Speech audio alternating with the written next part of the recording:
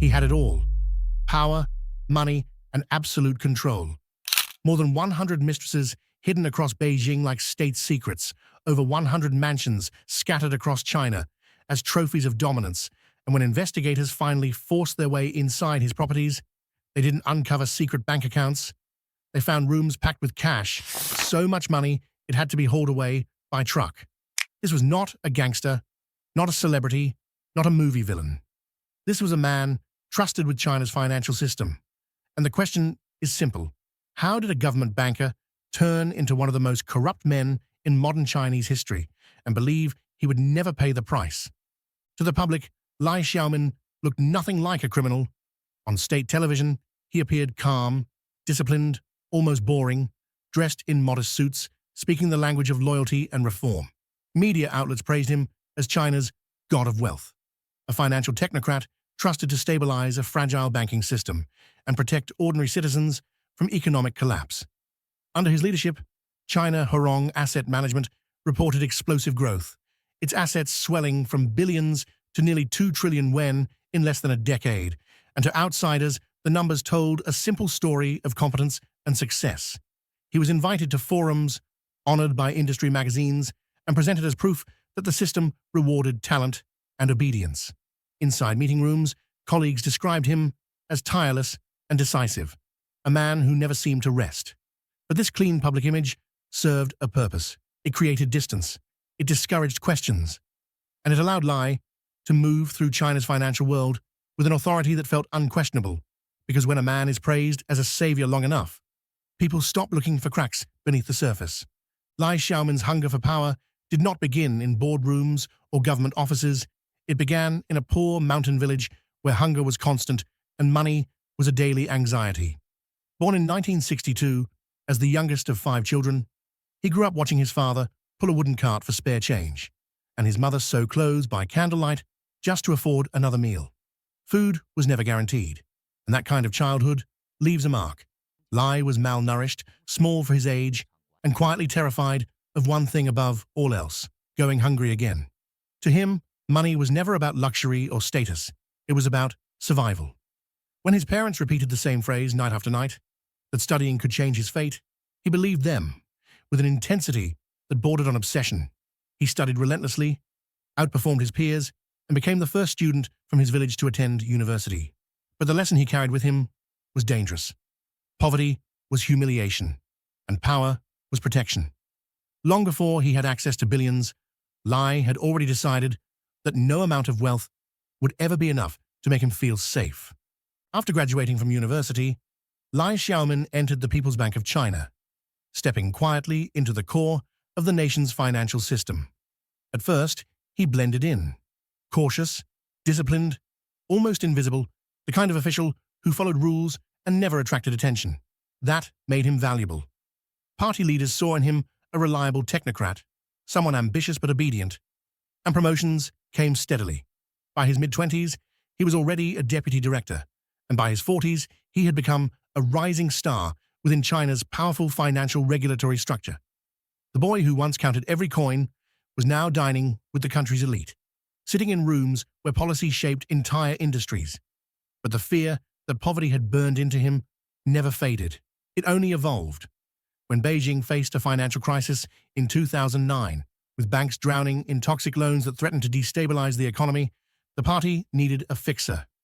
They turned to Lai Xiaomin and appointed him president of China Hurong Asset Management, a state-owned giant created to absorb bad debt and restore confidence. Officially, his mission was to clean up corruption and protect the system.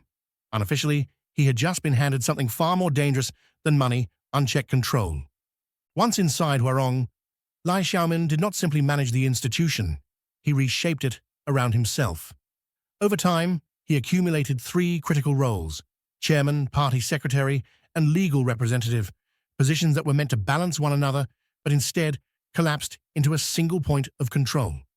On paper, major decisions required collective approval, but in practice, nothing moved without Lai's consent. Promotions, contracts, loans, and investments all passed through his hands, turning loyalty into a currency more valuable than competence. Executives learned quickly that advancement depended not on results, but on obedience, and businessmen understood that access to capital required personal favors, not sound proposals. Bribes flowed through shell companies, luxury gifts, and carefully disguised transactions, while Huarong's official mission quietly drifted off course.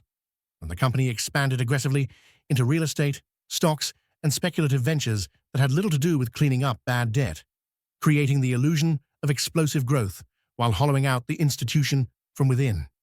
To outsiders, Huarong looked like a success story, but internally, it functioned as a private ATM for one man. Colleagues began calling Lai the god of wealth, half in admiration, half in fear, because challenging him meant professional suicide. With every unchecked decision, his confidence grew, and with it, the belief that the rules applied to everyone except him. A belief that would soon spill far beyond balance sheets and boardrooms. As Lai Xiaomin's authority inside Huarong became absolute, his corruption expanded beyond money and into control over people, especially women. According to investigators, Lai maintained more than 100 mistresses, treating them not as relationships, but as assets within his private empire. Some were placed directly inside Huarong as executives or staff, their careers tied to his favor, while others were hidden in luxury apartments across Beijing, Tianjin, and Shenzhen. Properties purchased not as homes, but as containment. Entire buildings functioned as quiet hideouts, stocked with gifts, cash, and expensive furnishings, waiting for his arrival. Businessmen seeking contracts or approvals understood the unspoken rules. Actresses and young women were offered as gifts, loyalty was rewarded, silence was expected, and refusal carried consequences. Lai reportedly numbered his mistresses to keep track, reducing human beings to inventory, another extension of power to be managed. This network created protection as much as pleasure, because those who benefited from his favor became invested in guarding his secrets, promoting allies, blocking scrutiny, and reinforcing the illusion that he was untouchable. For a man who once starved as a child, the accumulation never stopped. Women, properties, and influence merged into a single obsession of the need to possess, dominate, and consume without limit. But unlike money, people talk, and the very system of control that made Lai feel invincible was quietly generating the witnesses who would one day help dismantle everything he had built. By 2018, the rumors surrounding Lai Xiaomin and Huarong had grown too loud to contain. Billions were missing, projects looked more like personal favors than investments, and wherever Lai appeared, scandals followed. The party responded by deploying its most feared watchdog, the Central Commission for Discipline Inspection, and what investigators uncovered shocked even seasoned officials. Lai had built a bribery network worth nearly $280 million, the largest corruption case in modern Chinese history, involving shell companies, luxury real estate, and systemic abuse of a state-owned financial institution. Executives were promoted for loyalty, businessmen bought influence with villas and cash, and public funds meant to stabilize the economy had been siphoned into a private kingdom. Lai was arrested and soon appeared on state television in a carefully staged confession, pale, subdued, and stripped of the confidence that once defined him, serving as a public warning rather than a private reckoning. The trial moved quickly, evidence was overwhelming, and prosecutors described his crimes as extraordinarily severe, citing the incalculable damage inflicted on China's financial system. The verdict was death. On January 29, 2021, Lai Xiaomin was taken to Tianjin and executed by lethal injection. A man who once controlled billions, now reduced to a symbol, his fall broadcast as a message that no level of power, wealth, or obedience could ultimately shield someone who. Lai Xiaomin's story is often framed as a simple tale of corruption punished, but that explanation is too easy and far too comfortable. He did not rise because he was reckless, he rose because he was trusted, obedient, and useful to a system that rewarded silence and concentration of power. His execution was not just the fall of one man, it was a performance, a message designed to remind everyone watching where the real authority lies. Lai was not destroyed by greed alone, he was destroyed by the belief that the system which elevated him would always protect him, that loyalty could substitute for limits, and that power, once accumulated, could never be taken back.